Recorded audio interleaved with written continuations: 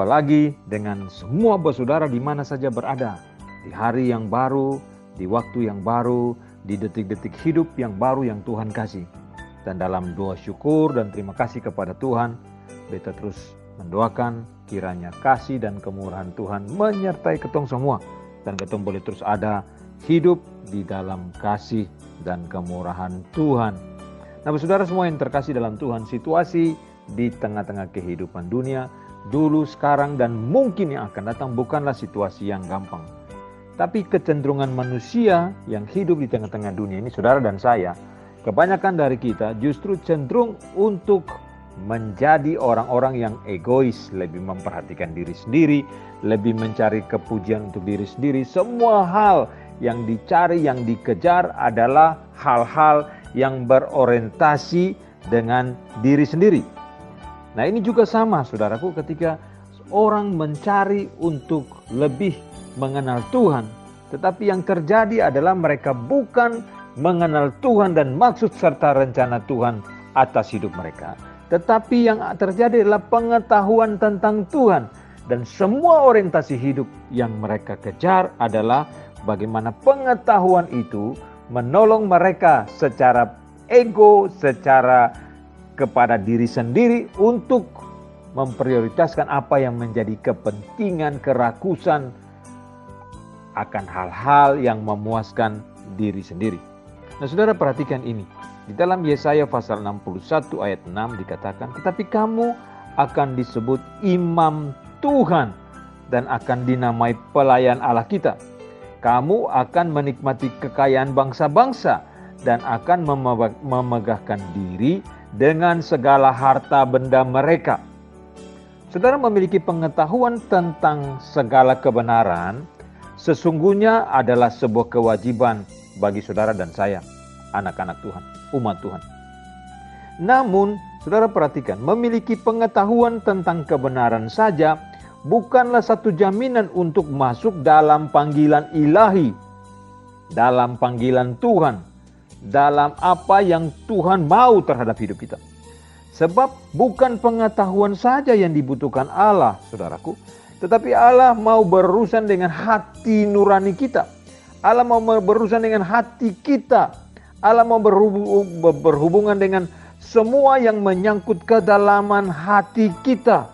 Allah mencari hati yang bersedia masuk dalam rencananya, terutama di situasi dunia yang semakin sulit, di situasi dunia yang semakin kacau. Tuhan Allah mau kita bersedia masuk dalam rencananya untuk membangun kerajaan Allah.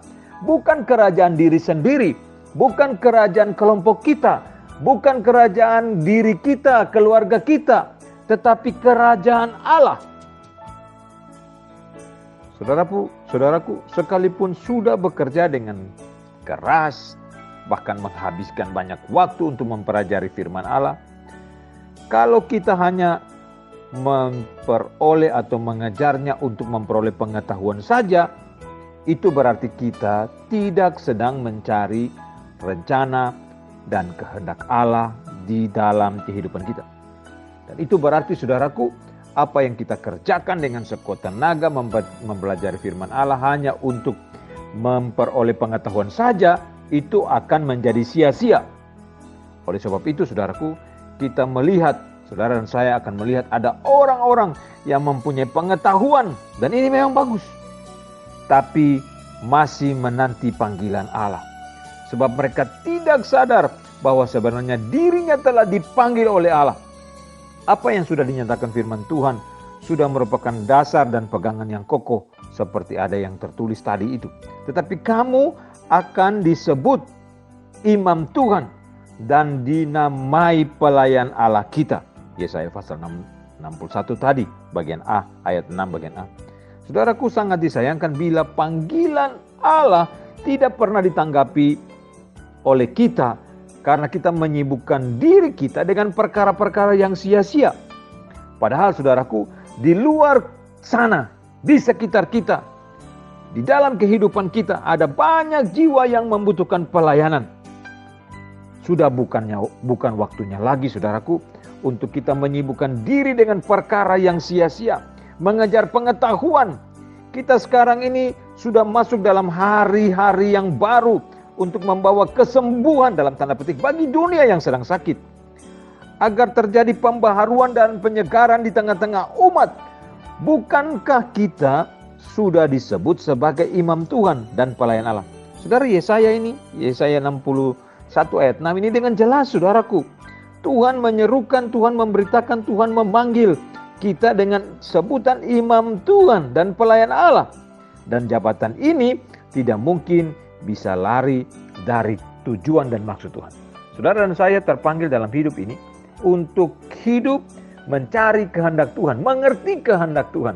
Dan di dalam mengerti kehendak Tuhan itu, kita bukan cuma memenuhi otak kita dengan pengetahuan tentang Tuhan, tetapi hati dan pikiran kita tidak penuh dengan rencana, maksud, kehendak Tuhan atas hidup kita.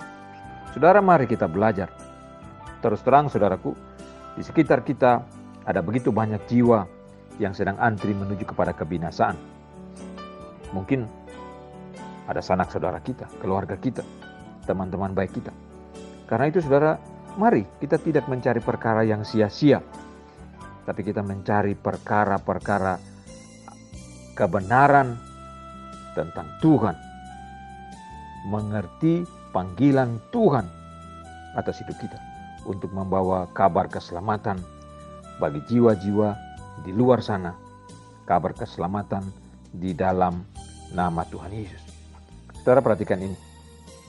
Motivasi kita dalam melayani atau motivasi kita di dalam hidup kita setiap hari harus didasari karena kasih akan jiwa-jiwa yang terhilang, bukan karena uang dan kekuasaan.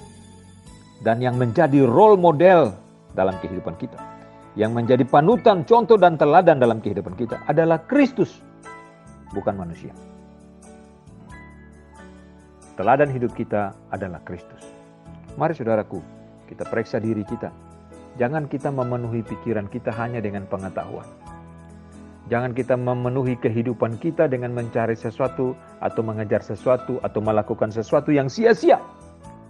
Marilah kita memandang kepada Tuhan, menemukan rencana dan maksud Tuhan dalam hidup kita, dan memenuhi panggilan Tuhan tersebut di dalam hidup setiap hari kita. Tuhan tolong kita, Tuhan bantu kita.